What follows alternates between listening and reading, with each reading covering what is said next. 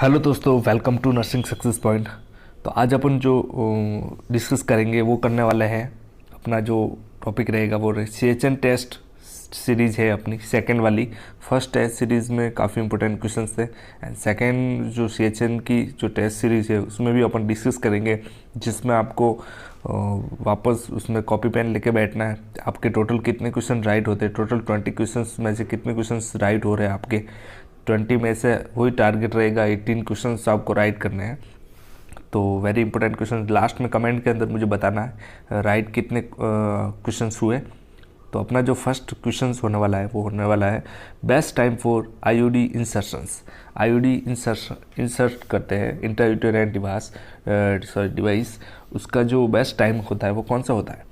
तो options A है after 7 days of मेंस्ट्रुअल्स, B है जस्ट बिफोर मेंसेस, या सी है ऑन 14th डे, या डी है 3 to 7 days ऑफ मेंसेस। मतलब जो बेस्ट टाइम होता है IUD इंट्रायूटेराइन डिवाइस इंसर्शन का वो क्या होता है, वो कब इंसर्ट करते हैं। तो बेस्ट टाइम आपको बताना है। इसका राइट आंसर आप बता सकते हो कमेंट के अंदर। इसका जो राइट आंसर होने वाला है वो होने वाला है options D. Options D is the right answer, क्योंकि यहाँ पे ऑप्शंस ए भी है, ए भी आप बता सकते थे, बट ए में क्या बोल रहा है आफ्टर 7 days, आफ्टर 7 days बोल रहा है। बट हम जब मेंस्ट्रुअल स्टार्ट होता है तब से लगा के 7 days तक 1 वीक में कभी भी जो IUD है वो इंसर्ट कर सकते हैं। तो इसमें किसी प्रकार का इसमें नहीं है, तो इसमें आपका ऑप्शंस डी राइट आंसर है। नेक्स्ट जो क्वेश्चन होने वाला है मोस्ट इम्पोर्टेंट कॉज, जो मोस्ट कॉमन कॉज है वो कौन सा है ब्लाइंडनेस का इन चिल्ड्रन। चिल्ड्रन के अंदर ब्लाइंडनेस का कौन सा मोस्ट कॉमन कॉज है। तो मैंने आपको पहले भी क्वेश्चंस में बताया हुआ कि एडल्ट्स के अंदर पूछा जाए तो कौन सा होता है। तो अलग अलग कंडीशंस में अलग अलग ऑप्शन सेम है, बट क्वेश्चंस यहाँ पे चेंज, 3-4 क्वेश्चंस बनते हैं यहाँ पे। जैसे most common cause of blindness in children, तो चिल्ड्रन के अंदर कौन सा है। Option A cataract, option B glaucoma, option C vitamin A deficiency, option D refractive error. तो इसका राइट आंसर कमेंट करना है आपको। इसका जो राइट आंसर है वो होने वाला है option C is the right answer. But यहाँ पे अगर क्वेश्चंस के अंदर पूछा जाए कि most common cause of blindness in adults, अगर एडल्ट के अंदर पूछा जाए आपको, तो एडल्ट के अंदर जो राइट आंसर होगा वो होने वाला है मोस्ट कॉमन कॉज कैटरेक्ट होने वाला है। अगर यही मोस्ट कॉमन कॉज ऑफ जो है विजुअल डिस्टर्बेंस पूछा जाए इन इंडिया के अंदर, विजुअल डिस्टर्बेंस का मोस्ट कॉमन कॉज होगा वो होगा रिफ्रैक्टिव एरर। तो option D is the right answer होगा रिफ्रैक्टिव एरर। तो इस क्वेश्चंस का जो राइट आंसर वो option C is the right answer है। तो यहाँ पे राइट आंसर आपको बताना है। नेक्स्ट जो जो क्वेश्चन होने वाला है वो होने वाला है when a home delivered baby come for vaccinations after 5 weeks, after 5 weeks the nurse should be administer BCG vaccine. जो बेसिलस एंड कार्बोनेट जो ग्यूरिन BCG जो वैक्सीन होता है, आपको पता होगा इम्यूनाइजेशन शेड्यूल्स के अंदर एट बर्थ गिव करते हैं, 1 year तक अपन प्रोवाइड कर सकते हैं। तो यहाँ पे आपको क्वेश्चंस को केयरफुली रीड करना है, देन बताना है। तो 5 weeks पे बोला, मतलब 1 month से ज़्यादा हो गया उसको, तो 5 week पे आपको कितनी डोज लगानी पड़ेगी। अगर आपने इम्यूनाइजेशन शेड्यूल अगर आपको याद है तो आप बता सकते हो इस क्वेश्चन का right answer.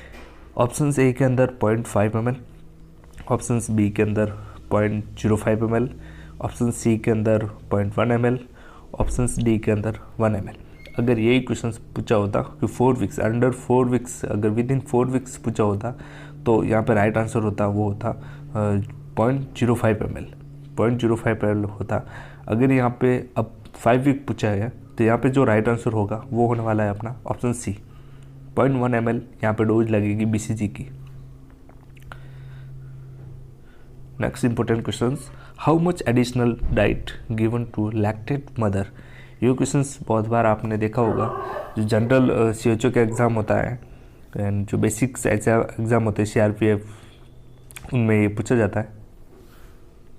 350 kilo calorie, 600 kilo calorie, 550 kilo calorie या 250 किलो कैलोरी। तो इसका राइट आंसर कमेंट करना है। इसका जो बेसिकली राइट आंसर होना option C is the right answer. जो लैक्टेटिंग जो मदर को एक्स्ट्रा अपन एडिशनल जो कैलोरी देंगे वो देंगे 550 कैलोरी कैलोरी। जो नेक्स्ट क्वेश्चन है, in under 5 clinics logo central part show.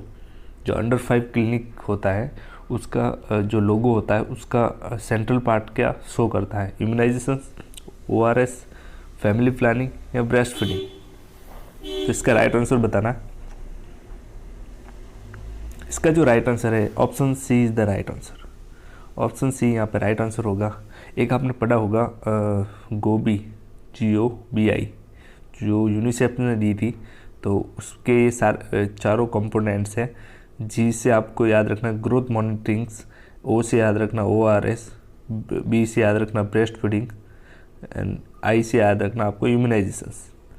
Family planning की जगह क्या आएगा आपका जो है वो आएगा ORS है, इम्यूनाइजेशंस है, ब्रेस्ट फीडिंग है, ग्रोथ मॉनिटरिंग आएगा फैमिली प्लानिंग की जगह।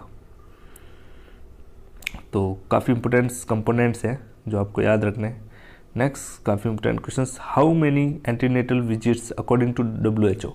वर्ल्ड हेल्थ ऑर्गेनाइजेशन के अकॉर्डिंग एक प्रेग्नेंट वुमन को कितनी एंटीनेटल विजिट्स करनी चाहिए, मिनिमम करनी चाहिए? 3, option B 4, option C 5, option D 6। तो यहाँ पे जो राइट आंसर होगा वो होने वाला है, आप कमेंट कर सकते हैं राइट आंसर। यहाँ पे राइट आंसर है ऑप्शन B। जो एंटीनेटल जो वुमेंस होती है उसको मिनिमम जो एंटीनेटल विजिट है वो 4th वीक जो 4 एंटीनेटल विजिट्स करनी कंपलसरी है। नेक्स्ट काफ़ी इंपॉर्टेंट क्वेश्चन है, the ratio of CD4 cells and CD8 cells HIV infected person. Normal ratio बताना आपको HIV इन्फेक्टेड पर्सन के अंदर CD4 and CD8। CD4 and CD8 का बताना है 2:1, 1:1, 1:2 या 2:4। तो यहाँ पे बताना आपको right answer.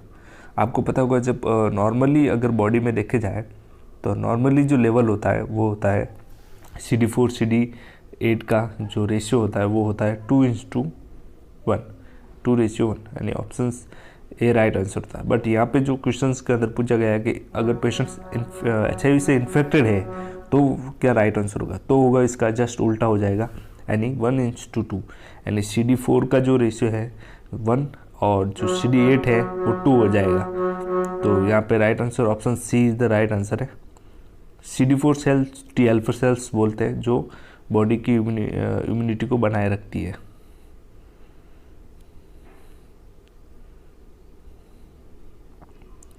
Next, when a nurse examines the hepatitis patients, nurse should assess।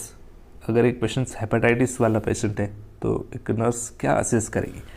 Yellowish colour of skins, distended abdomen, clay colours, ficus, all of the above.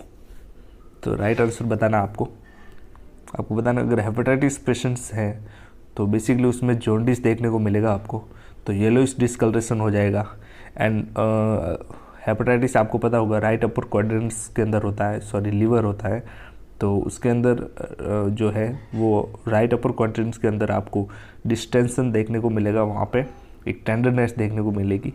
And अगर पेशेंट्स का लीवर ही अगर प्रॉब्लम है, लीवर में problem है, तो patients को fat proper जो है वो मेटाबोलाइज नहीं होगा, फैट का प्रॉपर डाइजेशन नहीं होगा, तो उसके कारण क्ले कलर्ड आपको फिकस करने क्ले कलर्ड देखने को मिलेगा। बिलरुबिन जो है वो भी बढ़ जाएगा, तो सब जो SGPT SGOT सबका लेवल बढ़ जाएगा। तो इसके अंदर जो ऑप्शन राइट होगा option D is the right answer.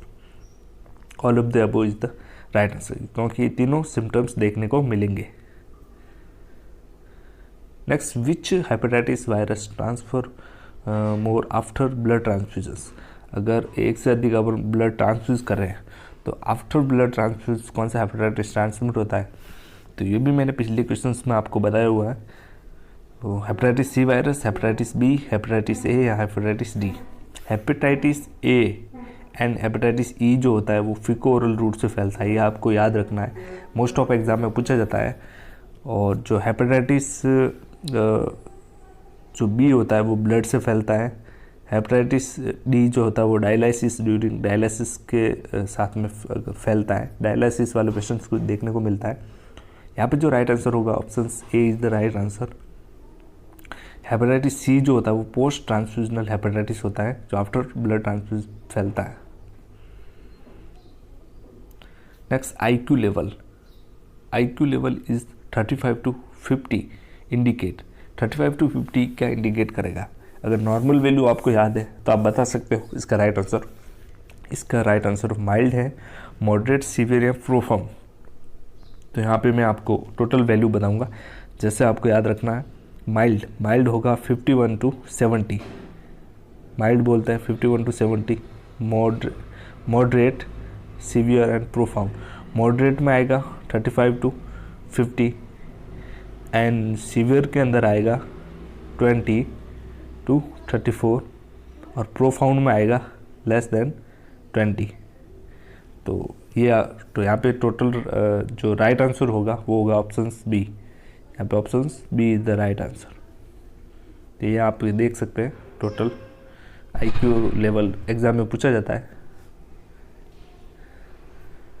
Next very important questions, मालाडी contents, जो कॉन्ट्रासेप्टिव होता है ओरल कॉन्ट्रासेप्टिव, तो मालाडी में कितने टैबलेट होती है और कौन कौन सी होती है? 21 + 7, 20 + 8, 22 + 6 या 14 + 14। तो आपको पता होगा कि जो मालाडी में टोटल टैबलेट्स होती है 28 होती है, जिसमें से 21 टैबलेट होती है वो होती है हार्मोनल, जो लिवोनॉर्जेस्ट्रोल्स कंटेंट होता है, और 7 टैबलेट जो होती है वो होती है आयरन की टैबलेट होती है। तो टोटल 28 टैबलेट्स होती है। Next very important questions, second generation IUD. Second generation IUD किसको बोला जाता है? लिप्स, लूप्स, हार्मोनल, कॉपर्टी या ऑल ऑफ द अबव? इसका राइट आंसर कमेंट करना है आपको। इसका जो राइट आंसर होने वाला है वो होने वाला है ऑप्शन सी। कॉपर्टी जो है वो सेकंड जनरेशन आईयूडी। आपको एग्जाम के अंदर पूछा जाए तो आपको बताना है right answer. Option C is the right answer. Next, which colour codings give to the dead patients according triage. Triage के अकॉर्डिंग डेड पेशेंट्स को कौन से कलर कोडिंग में रखते हैं? रेड में रखते हैं, येलो, ग्रीन या ब्लैक? तो यहाँ पे राइट आंसर कमेंट करना आपको। साथ ही साथ आपको बताना है कितने क्वेश्चंस आपके राइट हो रहे हैं, लास्ट में मुझे कमेंट करके बताएं। यहाँ पे जो राइट आंसर बन रहा है वो हो रहा है ऑप्शंस डी। ऑप्शंस डी में रखते हैं, ब्लैक में रखते हैं according to triage dead patients को। Next, congenital rubella cause. Congenital rubella क्या क्या कॉज करता है? तो आपको याद रखना है CCD। CCD से याद रखना है कंजेनाइटल हार्ट डिजीज, कैटरैक्ट और डीफनेस। तो इसका राइट आंसर होगा options D. Options D is the right answer. In pregnant lady anaemia cold according to WHO HB level less than. Anaemia से रिलेटेड बहुत सारे क्वेश्चंस बनने वाले हैं CHO के एग्जाम में, तो ऐसे क्वेश्चंस आने के चांसेस हैं। Option A 8 gram, option B 10 gram, option C 6 gram, option D 12 gram. तो 12 ग्राम जो है वो नॉर्मल वैल्यू है, तो ऑप्शंस बाहर निकल गया है। तो यहाँ पे राइट आंसर आपको बताना है। यहाँ पे जो राइट आंसर हो रहा है वो हो रहा है ऑप्शंस बी, क्योंकि जो 10 ग्राम या लेस देन 10 ग्राम होगा वो एनीमिया शो करता है फीमेल्स के अंदर, और मेल के अंदर 11 ग्राम एनीमिया कॉज करता है। मोर देन 12 ग्राम होना चाहिए मेल के अंदर। नेक्स्ट वेरी वेरी इंपॉर्टेंट है, BCG डिजॉल्व इन। BCG को किस में डिजॉल्व करते हैं? Normal saline, dextrose, distil water या ऑल ऑफ द अबव? तो BCG का जो वैक्सीन होता है उसको बेसिकली डिजॉल्व करते हैं ऑप्शन ए नॉर्मल सलाइन में। ये क्या नॉन इरिटेट होता है, इरिटेट नहीं करता है नॉर्मल सलाइन। और एक आपको BCG रिलेटेड फैक्ट बता रहा हूँ कि BCG का वैक्सीन अपन लगाएंगे तो उस साइड को कभी भी स्प्रिट से क्लीन कभी भी नहीं करनी है। उस साइड को कभी भी क्लीन नहीं करना आपको, ये याद रखना है। आपके एग्ज़ाम पूछा जाए कभी भी किसी भी एग्ज़ाम में तो साइट को कभी क्लीन नहीं करते हैं, साइट क्लीन कभी नहीं करते हैं, क्योंकि आप स्पीड से साइट क्लीन करोगे तो बैक्टीरिया वहीं पे डिस्ट्रॉय हो जाएगा, तो बीसीजी का फ़ायदा नहीं मिलेगा पेशेंट्स को। नेक्स्ट काफ़ी इंपॉर्टेंट क्वेश्चन है, साइलेंट किलर इन न्यूनेट्स। न्यूनेट्स के अंदर साइलेंट किलर किसको बोलते हैं? हाइपरटेंशन, इन्फेक्शन, हाइपोथर्मिया या हाइपरबिलिरुबिन।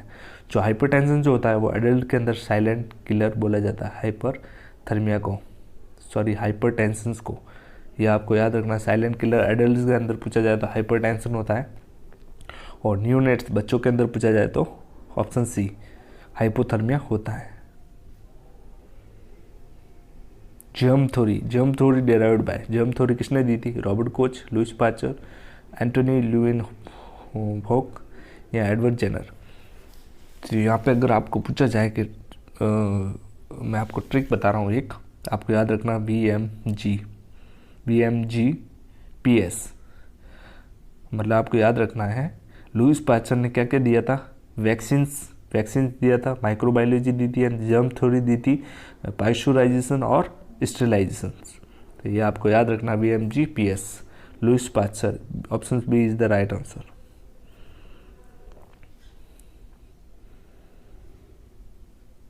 विच committee come before Indian freedom.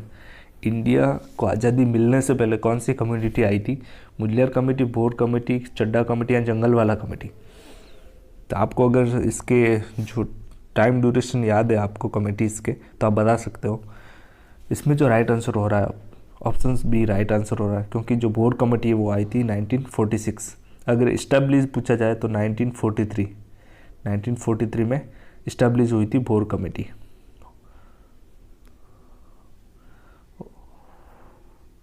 Next very important questions, in AIDS opportunistic infections start if CD4 count. CD4 count cell जो HIV AIDS patients के अंदर कितनी होगी तब अपॉर्चुनिटिक इन्फेक्शन होने के चांसेस रहेंगे। अपॉर्चुनिटिक इन्फेक्शन का मीन्स होता है, आपको याद रखना है, जैसे पेशेंट्स की अगर इम्यूनिटी लो होगी तो पेशेंट्स को उस डिजीज़ के अदर जो डिजीज़ है वो अटैक करेगी उसको। जैसे पेशेंट्स को HIV एड्स हुआ तो उसको TB कॉज करेगी, TB, हेपेटाइटिस, कुछ भी, मतलब उसको दूसरी अदर डिजीज़ होगी उसको अपॉर्चुनिटिक इन्फेक्शन बोला जाता है, अपॉर्चुनिटी इन्फेक्शंस। तो कितनी होगी उसमें, उस कंडीशंस में? तो option C is the right answer, 200। अगर 200 से कम होगी तो CD4 cells opportunity infections cause करेगी पेशेंट्स के अंदर।